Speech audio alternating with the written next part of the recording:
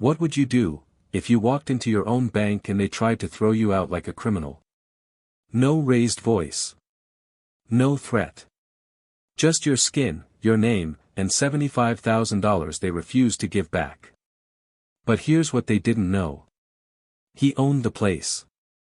And in just 7 minutes he would own them too. It was a crisp Thursday morning in downtown Chicago. The Liberty First Bank's flagship branch buzzed with the usual activity: early customers, friendly greetings, suits tapping on tablets. But all of that stopped when Raymond Ellis, a sharply dressed black man in his 40s, stepped up to the counter and quietly slid over a withdrawal slip. "I'd like to withdraw $75,000, he said. The teller, young, polite a moment ago, froze. Her name tag read Melissa. Her smile faltered. She looked at the slip, then at his ID, then back at him as if something didn't line up. She didn't say much. But she didn't need to. Within minutes, 2 other employees walked over. One of them, Greg, stood behind her, crossing his arms like a bodyguard. Then came Jason, leaning in with a smirk. "We've been seeing some suspicious activity on accounts like yours," he said, barely hiding the disdain in his voice. Raymond didn't flinch. He calmly laid his bank card on the counter. "This is my account. I've provided all necessary identification. I'd like to complete my transaction." That's when the branch manager arrived. Susan Whitaker, blonde bob haircut, tailored blazer, heels clicking like hammers on the tile floor. She didn't ask for his name. Didn't introduce herself. Just sized him up and said, "This amount doesn't seem appropriate for someone like you. Liberty First serves a particular class of clients." There it was. No subtlety. No policy excuse. Just pure, polished discrimination. Raymond didn't react. He didn't need to. Her words were already louder than any outburst. Then came the final blow: security, remove him. 2 guards approached. Hands hovering near their belts. The lobby fell into a stunned silence as one reached out and grabbed Raymond's arm. But Raymond Ellis wasn't some lost visitor or shady customer. He was the chief executive officer of Liberty First Bank. And in less than 7 minutes, the entire branch would learn the cost of judging a man by his skin instead of his signature. The neon sign outside the bank buzzed faintly in the morning fog. A young man in a second-hand suit, with a name tag that read "Teller Trainee, Raymond," nervously adjusted his collar as he stepped into the branch for his first day. He wasn't anyone's pick for future leadership. No Ivy League legacy. No powerful family. Just the son of a janitor and a school lunch lady from South Side Chicago. Raymond Ellis started at the bottom literally. Filing loan documents, replacing printer cartridges, and doing coffee runs for supervisors who barely remembered his name. But every night, while others clocked out, Raymond stayed. Learning code from the IT team, studying finance textbooks, asking questions most managers weren't prepared to answer. He had one rule: never leave empty-handed. Every shift, he left with new knowledge about operations, about people, about how the system worked. By age 24, he'd been promoted to full teller. At 26, loan officer. His performance metrics were untouchable, processing 20% more transactions than his peers while maintaining a perfect customer satisfaction score. Within 5 years, he became branch manager at one of the roughest locations in the city and turned it into a top performer. But that wasn't enough for Raymond. He saved every dollar, took night classes, and earned his MBA from the University of Chicago's Booth School of Business. No scholarships. No sponsors. Just grit. By 35, he was regional director for Liberty First Bank's Midwest operations. He personally oversaw the rescue of 4 underperforming branches, implementing new training models and customer-first protocols that later became company standards. But even then, whispers followed him. Not about fraud or ethics, about his skin color. Will our high-net-worth clients be comfortable with him? He's sharp, but maybe too street-smart. He doesn't look like a CEO. They never said it directly. That's the thing about modern prejudice, it wears a suit and smiles at your face. But Raymond knew. And he carried it. Every glance, every subtle rejection, every boardroom smile that didn't quite reach the eyes. But he didn't let it define him. What defined him was his performance, undeniable, unmatched, and impossible to ignore. At 41, after 19 years of breaking barriers, fixing broken branches, and outperforming legacy candidates, Raymond Ellis was named CEO of Liberty First Bank. He was the youngest in the bank's 120-year history. And the first black man to hold the position. But instead of installing a new desk or scheduling a press tour, Raymond did something no one expected: he went undercover. He wanted to know what was really happening in his branches, not from reports, but from reality. Because leadership wasn't about corner offices. It was about knowing what your people do when they think you're just another face in line.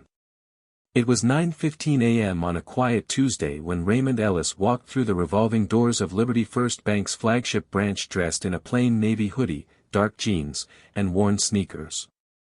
No Rolex, no title, no driver, just a modest outfit, a neutral expression, and an agenda no one saw coming. He had parked 2 blocks away and walked in like any other middle-class customer. His natural hair was trimmed close, his face clean-shaven but not freshly so. Nothing about him screamed executive. That was the point. Today, Raymond wasn't the CEO, he was just another face in the lobby. He took a seat near the corner. The marble floors were gleaming. The reception desk buzzed with chatter and phone calls. Customers filtered in and out, some greeted with warmth, others met with blank stares. Raymond wasn't just watching. He was measuring tone, attention, reaction times, body language. And what he saw hit harder than any boardroom report ever had. A white man in a sharp gray suit entered. Before he even reached the front desk, a staffer intercepted him with a beaming smile. "Good morning, sir. Let me take you straight to a desk." The man was escorted past everyone waiting. No ID requested. No waiting time. No hesitation. 5 minutes later, an elderly Asian couple stepped in. They walked up to the counter. No smile. No greeting. The teller pointed vaguely at the ticket machine and said, "Take a number. Have a seat." Just like that, dismissed. Next came a young white woman in leggings and a college hoodie. She smiled at the quick service counter, where the teller chatted with her for several minutes about weekend plans. Her transaction was done in less than 2 minutes. Then, a Hispanic man in a high-vis work shirt approached the same counter. The mood changed instantly. "We'll need 2 forms of ID, do you have proof of employment?" the teller asked. His check cashing request took almost 10 minutes, while she scanned and rescanned his documents with visible suspicion. Raymond sat still. He watched this pattern repeat 6 more times. Every time, the friendliness aligned with the customer's skin tone or perceived wealth. When Raymond finally stood up and walked toward the counter, he had already waited 37 minutes, despite the bank being moderately busy. 3 white customers who arrived after him had already been served. When he approached the teller Melissa, she looked up and her smile faded. "How can I help you?" she asked, her tone flat. "I'd like to make a withdrawal," Raymond said, handing over his ID and a slip. $75,000. Melissa's eyebrows rose slightly. She glanced at his ID, then at his face, then back again as if confirming he was who he said he was. "That's a large amount," she said, her voice just loud enough to catch the attention of a neighboring teller. Raymond stayed calm. "Yes. But it's within the limit for my account type." She didn't respond. Instead, she leaned over and whispered to her colleague Greg, who promptly walked over, arms folded. He stared at Raymond, not at the account info. "Is there a problem here?" he said, loudly. The tension was building. Staff were watching. Customers were listening.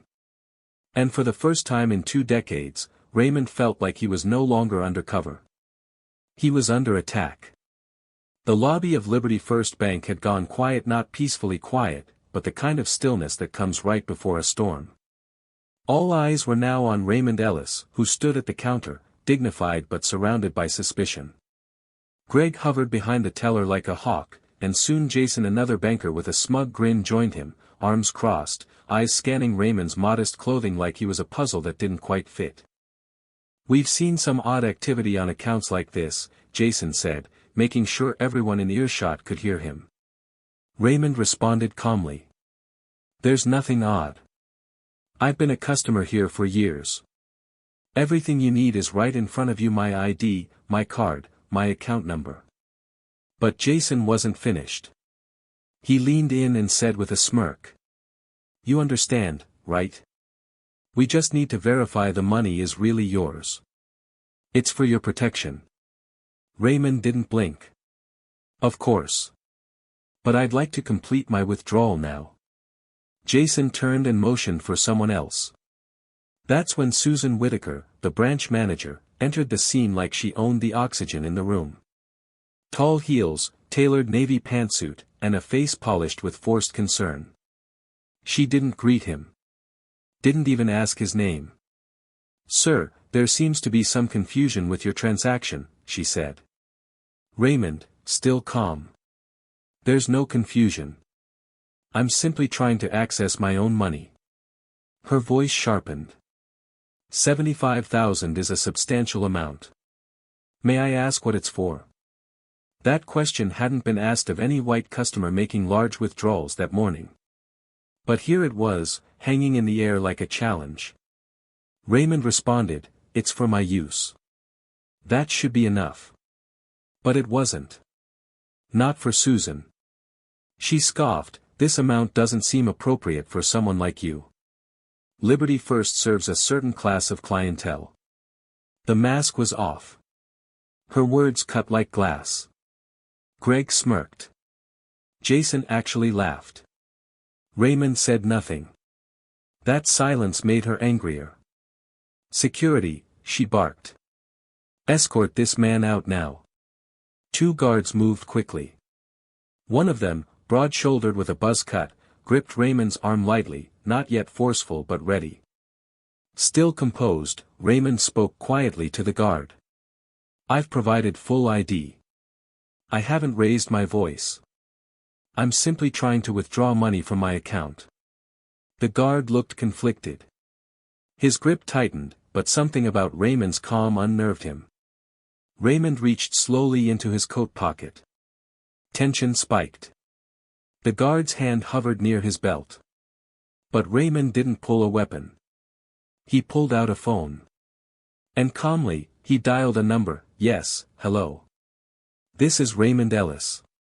I'm currently at the downtown branch of Liberty First Bank and I'm being physically restrained while attempting to withdraw funds from my own account." The guard hesitated. Sandra stepped forward, furious. "Hang up that phone. You're being removed for disruptive behavior." But Raymond kept speaking. "Yes, they've refused the transaction. Security has their hands on me now." The entire room felt like it was holding its breath.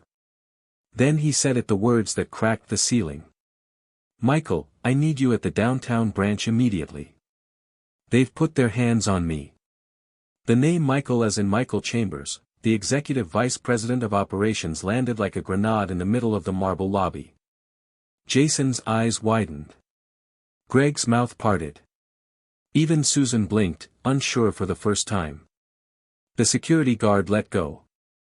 Raymond didn't raise his voice. He didn't need to, the power had shifted, and within minutes, that phone call would bring the building down on top of them. The tension inside the bank lobby was suffocating. Everyone was frozen in place. Raymond Ellis, still holding his phone, stood tall and composed while the security guard stepped back, clearly unsure if he had just grabbed the wrong man. Susan Whitaker, the branch manager, opened her mouth but said nothing. The confidence had drained from her face. The name, Michael, was still ringing in her ears. In that moment, across town, inside Liberty First Bank's corporate headquarters, the temperature dropped just as sharply. Michael Chambers, the EVP of operations, stood bolt upright in his office. He knew that voice. He didn't just know it, he reported to it.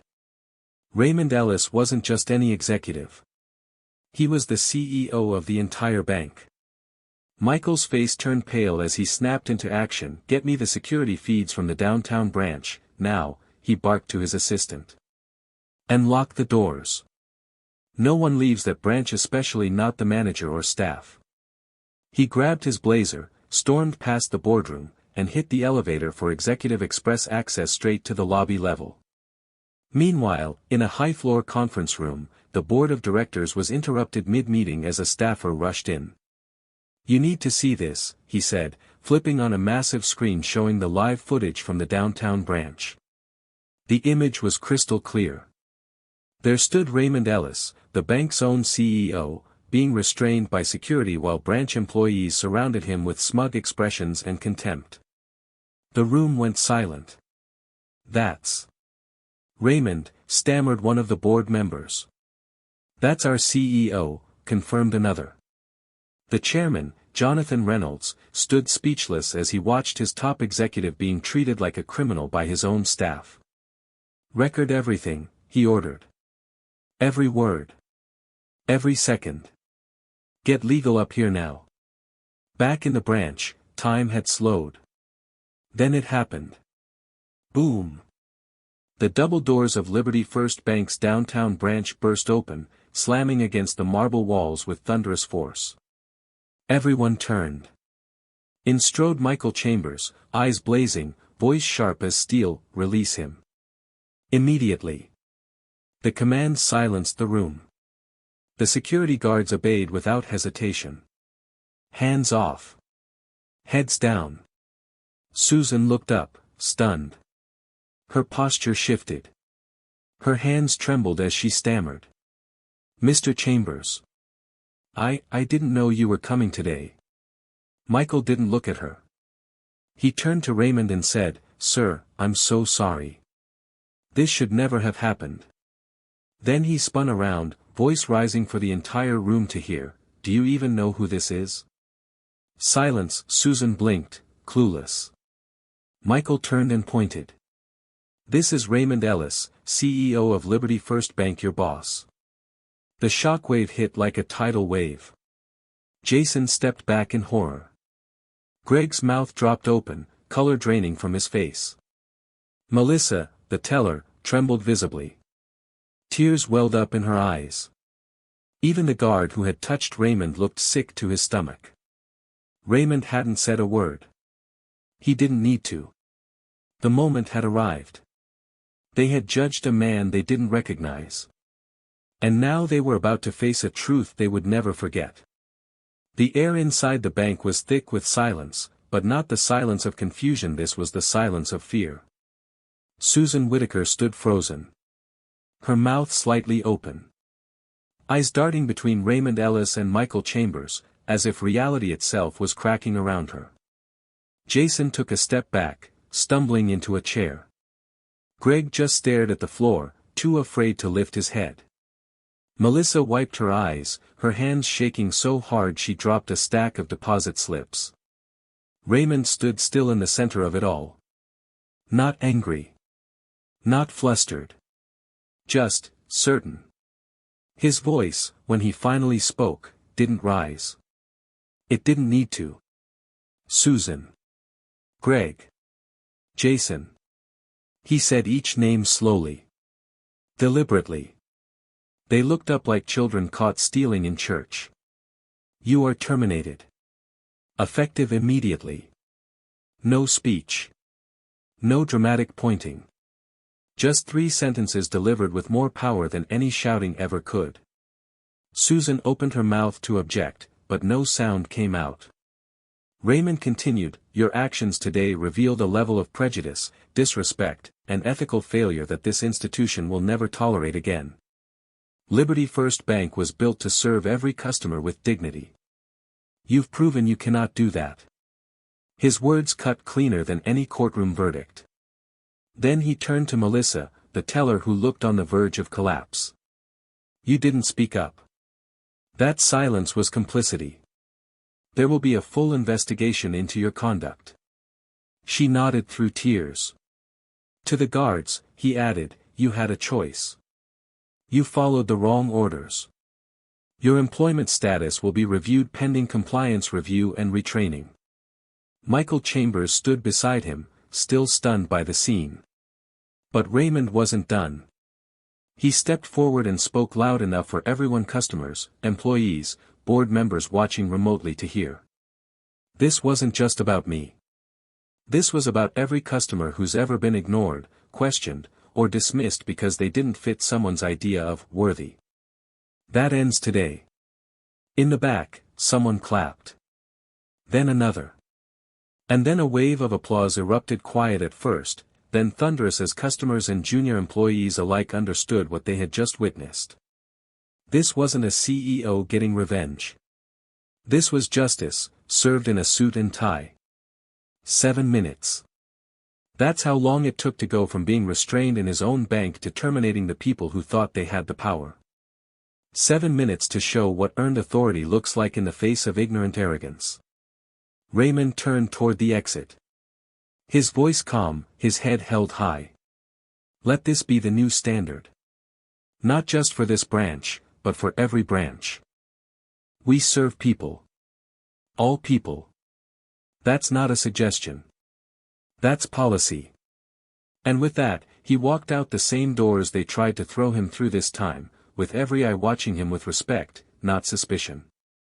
Did this story strike a chord in your heart? Because it's more than just a story, it's a mirror. A mirror reflecting a painful truth that far too many face in America every single day. Where the color of your skin can dictate the quality of your treatment, even if you're the one running the show. If you want to see part 2 where we reveal what really happened to Susan, Jason, and Greg after they were fired, and how Raymond Ellis reshaped the entire culture of Liberty First Bank, type the word respect in the comments right now. Your voice matters.